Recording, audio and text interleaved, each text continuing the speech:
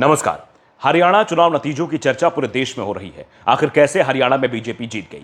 जमीन पर पार्टी दिखाई नहीं दे रही थी, उम्मीदवार प्रचार नहीं कर रहे थे, घेराव हो रहा था, लोग नाराज थे। किसान हो या पहलवान या जवान, हर कोई नाराज था। ऊपर से हरियाणा की आबादी का सबसे बड़ा हिस्सा जाट समाज को बीजेपी ने खुद से ही अलग कर दिया था, गैर जाट की राजनीति कर रही थी। यानी बीजेपी की जीत का कोई चांस ही नहीं दिख रहा था। लेकिन जो चुनाव नतीजे सामने आए वो बेहद हैरान करने वाले थे।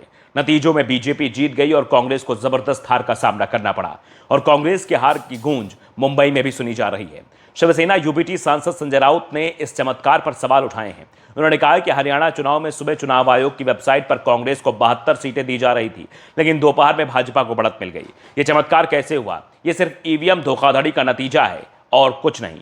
हम महाराष्ट्र चुनाव में इस तरह की धांधली होने नहीं देंगे। राउत ने कहा कि बीजेपी ईवीएम के सहारे चुनाव जीतने की कोशिश करेगी, जनता के वोट को चूना लगाने की कोशिश करेगी। लेकिन यह हरियाणा नहीं, महाराष्ट्र है और यहां बीजेपी इस तरह की कोशिश कामयाब नहीं होने देंगे। दरअसल हरियाणा चुनाव को लेकर सवाल कांग्रेस भी उठा रही है, चुनाव आयोग को शिकायत भी कर चुकी है। आयोग को 20 विधानसभा क्षेत्रों से कांग्रेस उम्मीदवारों ने अपनी लिखित शिकायतों में यह आरोप लगाया है। 8 अक्टूबर को जब काउंटिंग हुई तो वहां कई हैरान करने वाले नजारे भी दिखाई दे रहे थे। कुछ ईवीएम की बैटरी 99% चार्ज थी और जो ईवीएम 99% चार्ज आ रही थी उसमें सभी वोट बीजेपी के पक्ष में दिख रहे थे। ऐसे परिणाम आ रहे थे कि समझ में ही नहीं आ रहा था कि क्या हो रहा है। जिस बूथ पर हमें वोट मिलना था वहां बीजेपी को वोट जा रहे थे। विधानसभा चुनाव के परिणाम अप्रत्याशित हैं और कुछ सीट पर ईवीएम में धांधली हुई।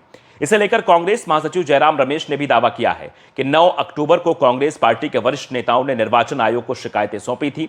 हमने एक ज्ञापन दिया है जिसमें हरियाणा के 20 विधानसभा क्षेत्रों में चुनाव प्रक्रिया में गंभीर और स्पष्ट अनियमितताओं को बताया गया है।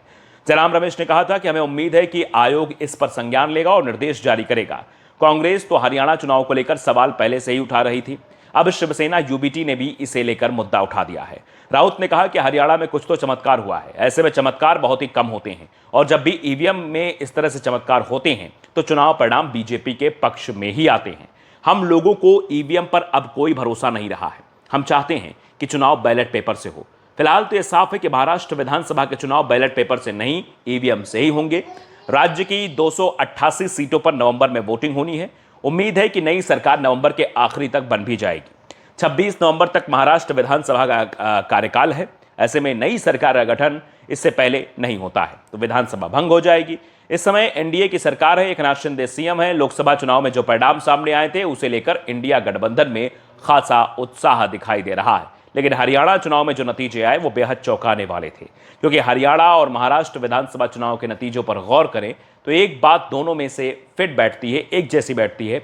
एनडीए और इंडिया गठबंधन के बीच वोट शेयर में ज्यादा अंतर नहीं था। दोनों ही जगह इंडिया गठबंधन वोट शेयर के मामले में आगे था, लेकिन बढ़त 1% के करीब ही थी। यानी दोनों ही दलों के बीच कांटे की टक्कर का अनुमान विधानसभा चुनाव में था। कम से कम वोट शेयर इसी तरीके के इशारा कर रहा था, लेकिन नतीजे चौंकाने वाले थे। तो क्या उन नतीजों का असर महाराष्ट्र के चुनाव में दिखाई देगा? ये देखना दिलचस्प होगा।